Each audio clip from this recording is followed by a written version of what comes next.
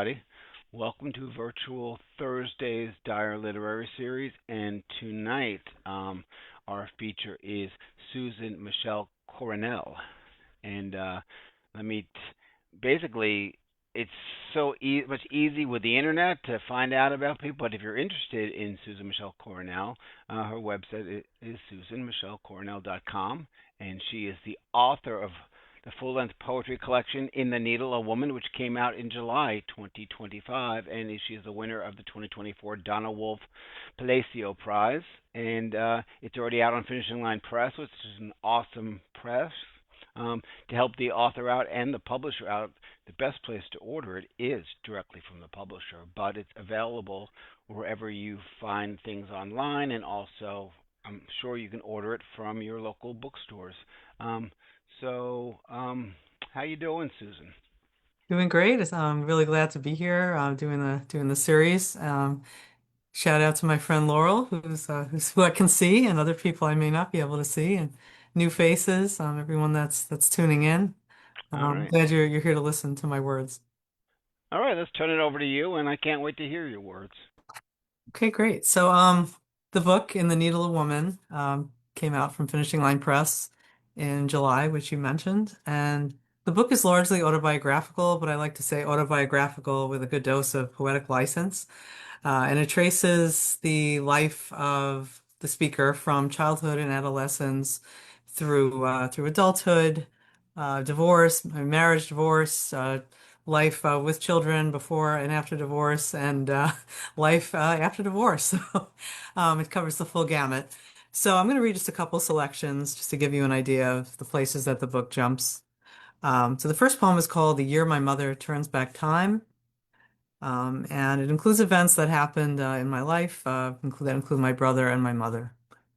The year my mother turns back time is also the year my brother turns into ashes, scatters like pollen into an invisible sea, carried by trees and wind and leaves. My mother jerks her head backwards to shake a grief that refuses to be shaken off, and time reverses kaleidoscopically. My brother is 16 again, strengthening his biceps, flexing them to lift the TV remote off the wheelchair armrest, and the girl with the mulberry eyes is smiling at him, rolling a lifesaver candy in the folds of her tongue. He marvels at her titanium hair. Then he's 9, running to first base on a softball field, and instead of constantly falling, he's standing upright. The fat in his calves is miraculously shrinking, plump legs easing into lanky sticks, not stilts or spears or crutches. And suddenly he's 6, and we're both gasping for air in a fort under our parents' quilts, where we listen to Casey Kasem's Top 40 countdown. We pretend we're lost and in love, opening the edge of the covers to catch our breath. I force him to tell me his favorite song under threat of tickle torture. Time shifts again like a wobbly chair, and he's a toddler, riotously laughing as I make silly faces and twirl scarves around his playpen, not a mulberry bush, but a tangle of brambles and wire. Then, in a flash, he's in his crib, throwing toys like river stones, drops of milk staining his bib as he relaxes into the arms of his baby nurse, and he's swimming in a dark corner, not a cave, sinkhole, or lagoon of my mother's womb, twisting to the sound of throbbing blood. The amniotic fluid around his newly formed brain might be tapped, but my mother chooses at the last minute not to do an amniocentesis, even after warnings from her aunts, whose sons also had the disease. Superstitions and salt are spraying the family tree. Water blossoms spiral around his scoliotic spine, and mutated strands of DNA until at last the squeaky mattress where our parents' bodies are beating with new life. In the poem, there are pieces that focus on the role of the speaker as mother to her own daughter and as daughter to her own mother. This poem is the speaker to her own mother through the lens of art, in this case, the artwork of Alice Neal. And it's a prose poem, and it's called If Alice Neal Made a Portrait of My Mother, Houses Have Eyes. My mother's crepe skin would gather like ruffles of crinoline. Alice would include my mother's most essential objects, an extra roll of three-ply toilet paper, a television, and dozens of framed photos of the grandchildren. If my mother posed for the portrait, her spine would curve like the earth's penumbra, her flattened hair speckled with bald spots. For a backdrop, she'd select blue and white striped wallpaper, blue to match her eyes, white to signal surrender. If Alice painted my mother's genitals, she'd paint them tan, with gray and white streaks, acrylic paint still wet on the brush. If she opened my mother's refrigerator, she'd find expired ketchup, crisp lettuce, and low-fat cottage cheese. If Alice and my mother traveled together to Cuba, my mother would use her limited Spanish to ask for cakes and tea. Un pastel y un té, por favor.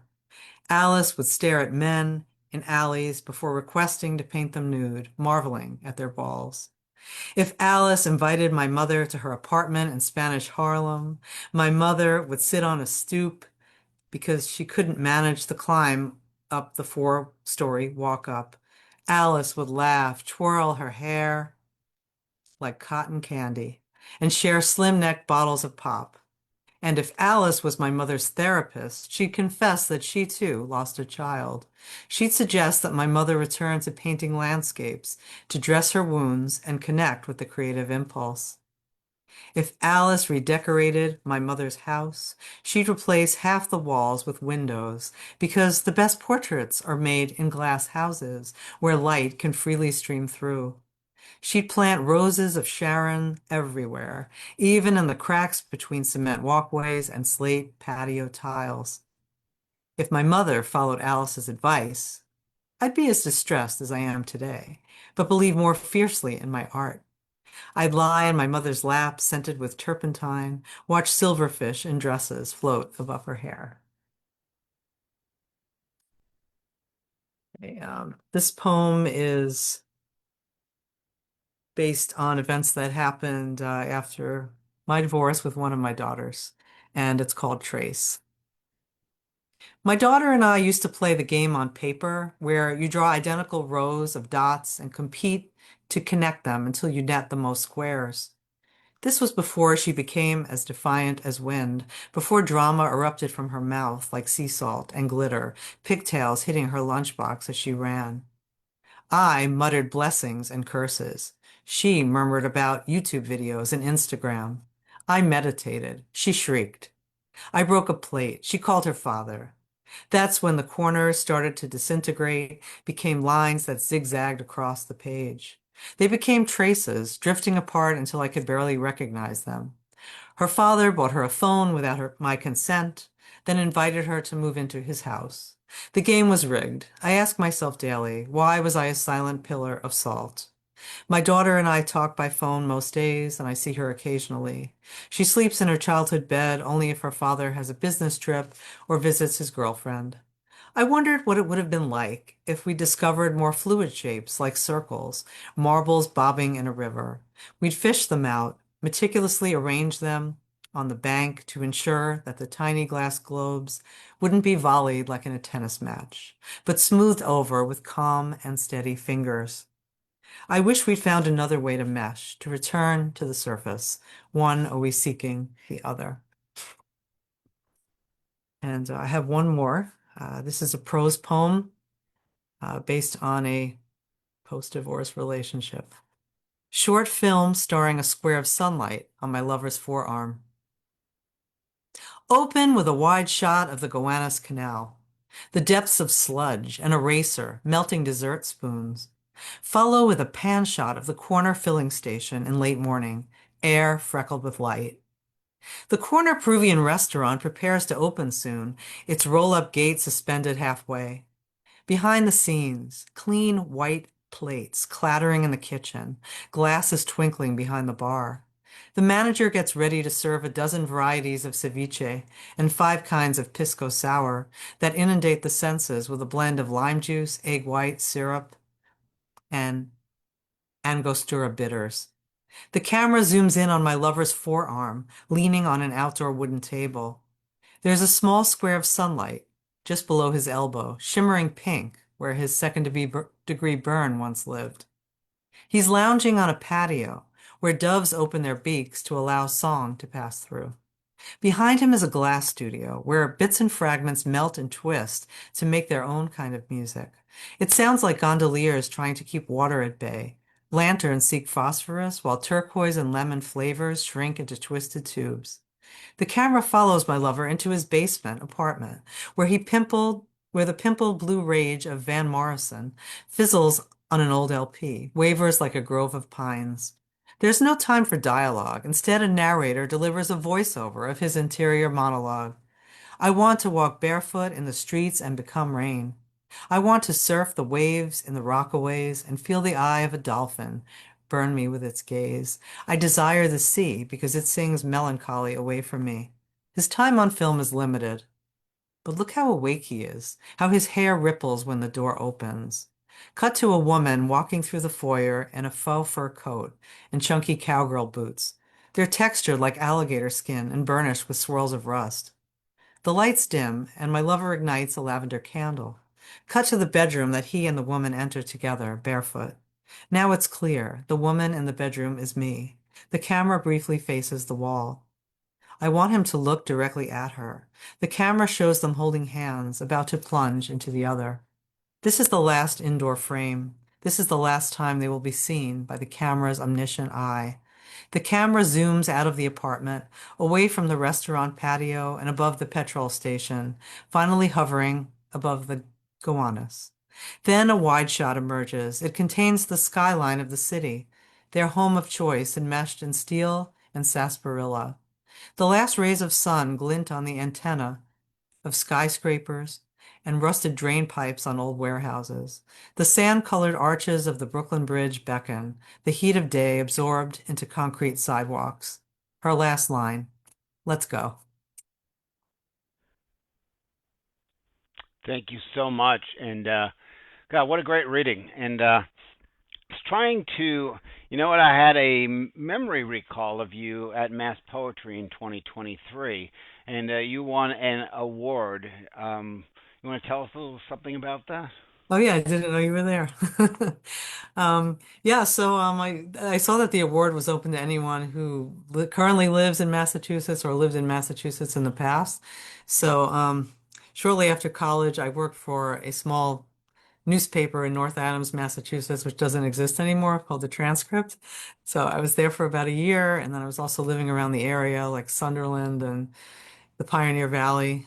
So got to know that area for about like 2 years. Then I went back to college to do a degree in elementary education from what's now Massachusetts State College of Liberal Arts. So yeah, so I applied.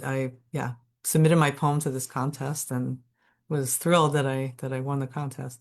And I remember that poem because it mentioned, like the first poem you read tonight, the art of your mother, because I related to my mother was also an artist. So how does being around and growing up around a creative person, do you feel that that was integral to you becoming like a writer or a poet? Well, as far as like words, I mean, she always read books to me. That was something that like always stands out to me. Like we would take trips to the library and she'd have like her like old shopping cart of filled with library books and we'd like go back and forth and replenish them every couple of weeks. That's when I was really young. But yeah, I mean, I knew that like I'd come across some things that she drew or painted. I'm like, oh, that's really good, and she was just like, oh yeah, it's just something I used to do. I'm like, why don't you become an artist? She's like, no, I was not that good, or that wasn't a stable career or whatever. She just became a teacher. So that poem is in the collection as well, which talks about how I felt from my perspective that she kind of suppressed that part of herself or gave that part up in a way. And I feel like I guess I didn't want to give that up, or eventually I came to like do creative things and embrace that. Now, when a book comes out, I know your book just came out like 3 months ago. Sometimes the work is written far, far further back. So how do you still make it feel new to you? That's a good question. Well, it's like I wouldn't say it's far, far back, but I would say like a lot of it was written like, well, I would say like between 2019, 2020, and 2025. Um, well, 2024. So it's like written over like a 4 or 5 year period. So it's sometimes when I read the poems, it feels like that's older work. Maybe I have like different types of work that I'm working on now that's very different or whatever. But I just try to find like elements of it that I can connect with, or that I feel an audience will connect with, depending on the audience too. If I'm reading at a bar, if I'm reading at a library in Long Island, it might be I might choose different pieces. Uh, so I mix up the playlist a little bit. I've been doing that instead of just like if I did the same playlist, I think my readings would would bore people. So. Now, do you ever feel like what you've learned, even in the past year or two, that your poems might be slightly different, or do you feel like do you ever feel like when you're reading, you want to edit them on the fly? I mean, more of the editing is more for like, stylistic stuff or grammar um or just maybe I just wouldn't have, I think when you look back at poems, whether they're in a book or in a journal, you're like, oh, I could have changed this or could have changed that.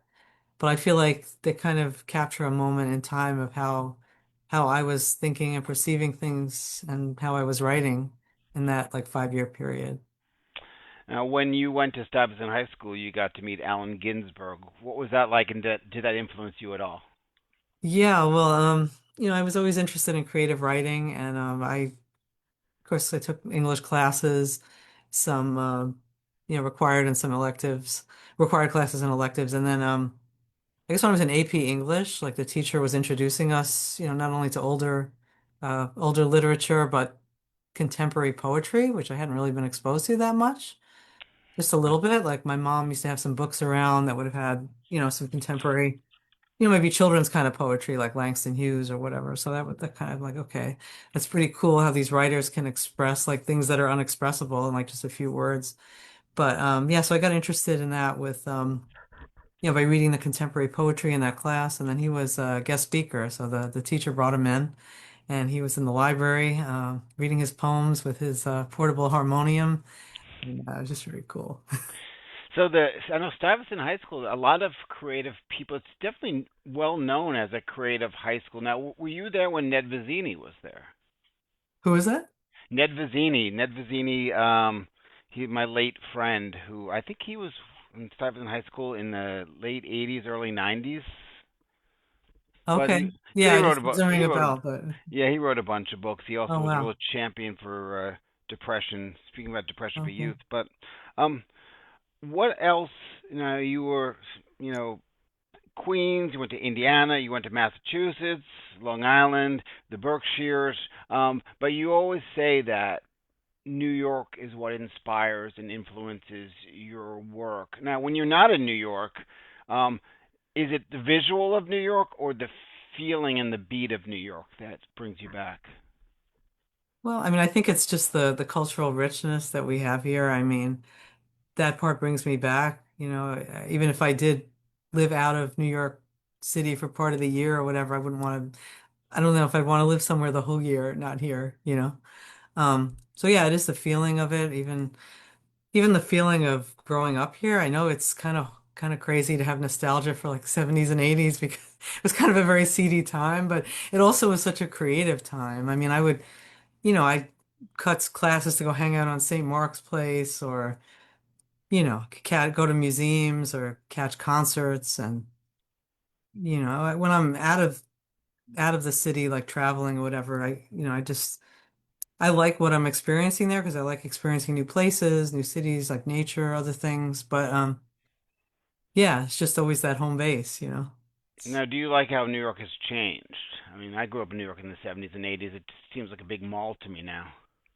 Yeah, it's very, I mean, it's very gentrified, but I'm just glad there's still a few people that are still still here, from those times. A lot of people have moved out or passed away or whatever, but like for example, Anne Waldman, like she's just Mm. put a new book out and she's like 79 years old, and I met her a couple times. I met her recently. She's just so down to earth, and she's like doing all these things around the city. And she was there with Ginsberg. She was there with like the St. Mark's Poetry Project, and she's the only one standing, I think. But she's like amazing, dynamic, and I do miss that energy in the city. Like Well, where are the dynamic places to read in New York now?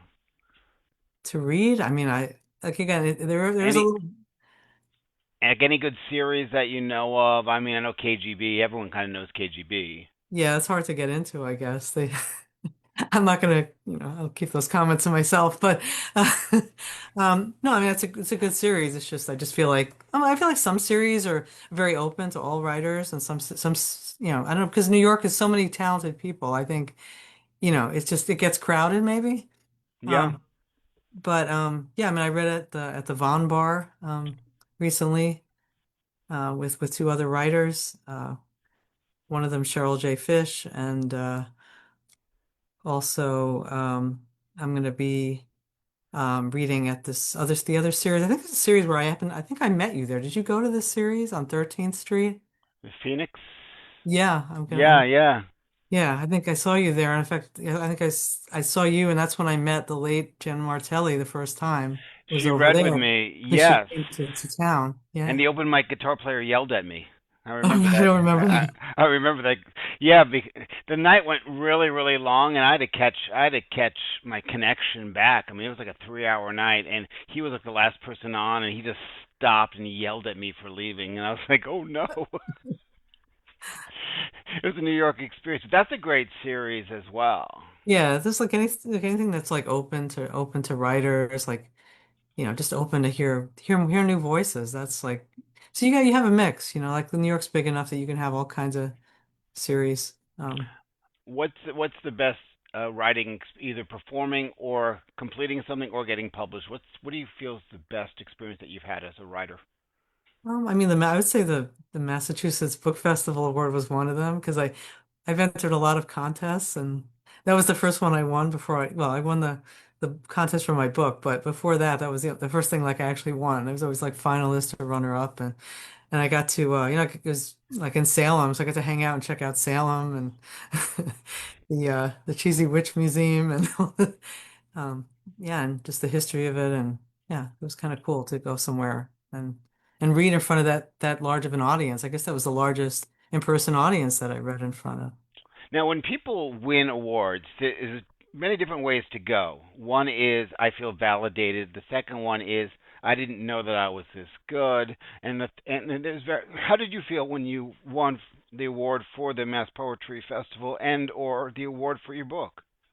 Yeah, well, the Mass Poetry Festival Award, I was just super excited about. Like I said, it was the first time that I was first place in any contest, and what I like that it's like I had to actually go travel somewhere to read it. It wasn't just like, okay, I got the award and that's it. There was like, I got to participate in the festival and read, and so that was great. And as far as the book, I mean.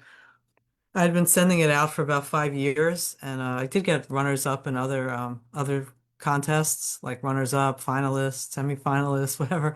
Maybe it was like five of them. Then I'm like, oh, I'm getting really close. I think my book's gonna get accepted somewhere soon or win something soon. But then I was reading an interview with someone that said that she's like, yeah, I won 20 I was runner up in 20 contests. I'm still waiting to win. And I'm like, oh shit, what's gonna happen? But then I got the news, and so I was like, yes, finally. That's great. There's a comment from Matt that's about your first poem. While Mattress New Life Time Travel seems documentary and clear, yet to be floating lyrical, subjective, associative gravity. Lovely, and I love the time travel. So, yeah, do you want to respond to Matt? Yeah, like I said, I my these poems in this collection are largely autobiographical with a twist, with a poetic twist, poetic license. So, yeah, I guess like kind of merging the lyrical part of poetry with, the very tangible, concrete things that may have happened that I might have observed, or just concrete details, sensory details. And originally, this poem was kind of divided up. It had like the factual information, and then it had like the lyrical stuff, like kind of side by side. And the mentor that I was working with had suggested merging everything, and I was like, that's interesting. And I think it meshed better that way. It was like Who one fluid piece instead of back and forth. who was your greatest teacher? Greatest teacher. Oh, well, one of my greatest teachers was my first poetry teacher, who Yusef Komunyakaa, who's Wow. yeah, he was like yeah, he like believed in my poetry. Like he wasn't even like well known then. He was just teaching at Indiana University. But he said later he was so glad to get out of there. So I know he was at like Princeton, NYU after that, but I knew him like, before, That's way the one in before. Bloomington, right? Yeah, yeah. But yeah, he was a just really like would spend time with each student. Like he took everybody's work seriously, and like he was encouraging me to like apply to MFA programs and stuff. And I didn't feel ready to do it, but the fact that he like believed in my work and took the time to really edit it like through a lens of someone who knows their stuff, knows their craft, and um, you know, believed in my work that, gave me impetus to keep going. And for a while I didn't write. I mean, I worked in teaching, I worked as a teacher, and I always enjoyed creative writing. I mean, I taught my elementary students creative writing, and I enjoyed that and always some kind of writing. But yeah, I went back to poetry probably about 10 years ago, like returned to like to start like really focusing on it. And then definitely like 2019, like I was like, okay, that's it.